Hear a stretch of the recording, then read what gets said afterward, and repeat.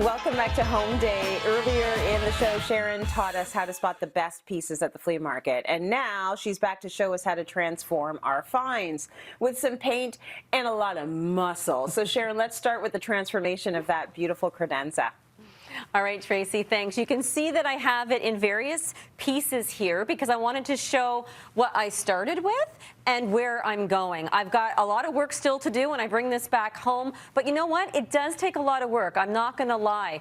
But you have to make sure it's got sentimental value, or you know you're going to keep it for a long time, and then it's really, really worth it. So I'm putting a lot of work, sweat, and tears into this one.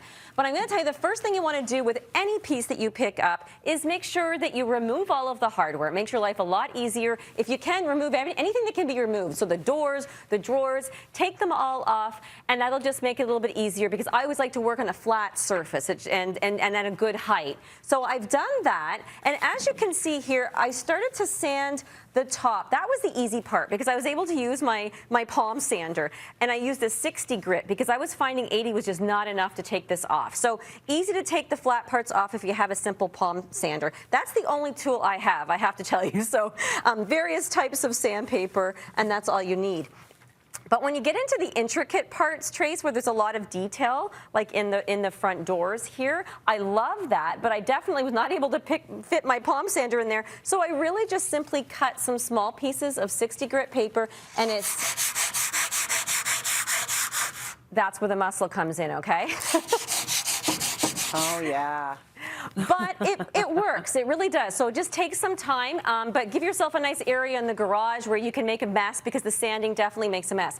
Once you've taken everything off, try and sand everything all at once and then see what you've got. So in my case, I wasn't exactly sure what it was going to look like underneath all that varnish, and I was actually quite surprised. I really liked the finish. It was almost a bit of a burled wood finish in the center, which might be veneer, so I was taking a little bit more care in there. But I almost wanted to just stay clear coated because it looked so good. I thought I would be perfect with a clear coat. But no, I went ahead and continued with my dry brushing because I wanted it to have sort of a distressed feel. So once you've removed all of the sanding dust and you're ready to paint, I like to use an old brush. I keep all of my brushes, as you know, Tracy. They don't look so great, but for me, they're beautiful. I have a lot of history. This one's old, and it does a perfect dry brushing job. So I've taken just a little bit of latex paint. I'm not using advanced furniture paint because I know I'm going to be clear coating this after.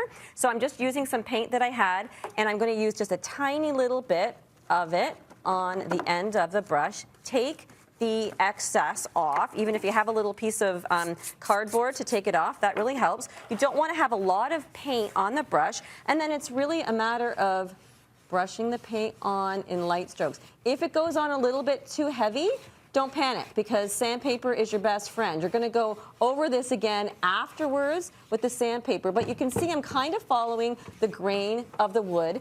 And then there's areas that were still quite dark, and I don't mind because I want it to look like there's multiple colors on this, and then I don't have to actually add them. So do as many coats as you want, and again, just it's really easy on these really detailed parts because the wood kind of does the work for you, okay? So you're just lightly dry brushing the paint on.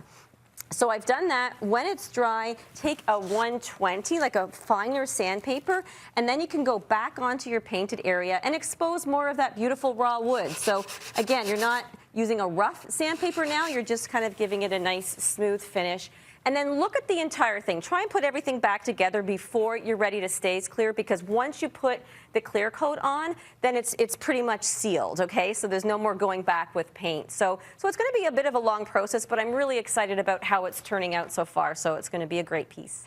Listen, I cannot wait to see how that transformation is going to look at the end because it already looks amazing. So why don't you walk us through the wash basin next? Okay, so Trace, this piece has already been reimagined, as you can see. It was a vintage wash basin that my friend had sort of handed down in the family. She wanted it to be something completely different. She's using it as a cabinet at the front door. She wanted a more modern, clean line aesthetic. So this was a great opportunity for paint. So in this case, you didn't have to sand it down that much. We just roughed up the gloss. You want to make sure you remove as much of the gloss finish as you can. So you can see this is a really good example. And then what you're going to do is use sticks primer. So you're going to prime coat the entire piece of furniture, every part that you're going to be painting. This will stick to any leftover glossy areas and give you a nice smooth surface. I always recommend sanding over the primer again with like a 120 grit sandpaper so it's nice and smooth.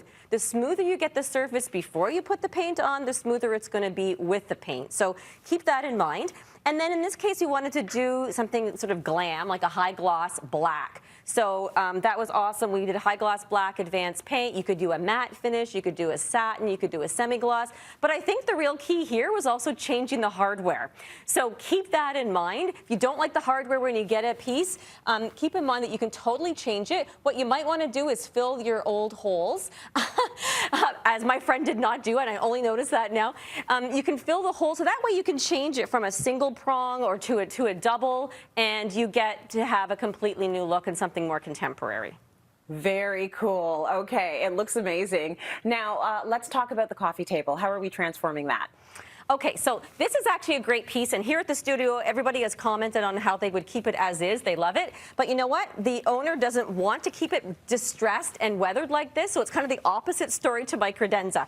So this is a wonderful piece with wood, good solid metal, and this is an opportunity to use it indoors and outdoors. What you want to think about, if you see a piece that you like, or you have a piece that you like inside and you want to use it outside, if it's wood, all you need to do is use an exterior grade stain. So in this case, she wanted it to still see some of the grain, so we're using Arbor Coat in a semi-solid, so it's not going to be completely opaque and it's not going to be completely transparent. I've just taped an area off here along the line because I'm not going to do the whole thing right now, but you can see, again, you can put on quite a bit of product.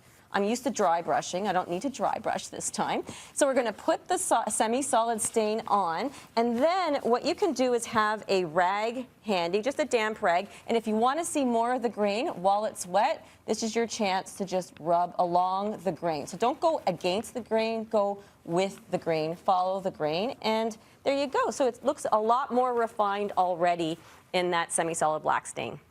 I really, really like that semi-solid black stain. Like there's something about it. I like that charcoal look to it. So Sharon, thank you so much. They're all going to look amazing. You can find information on all of her recommended materials up at cityline.tv.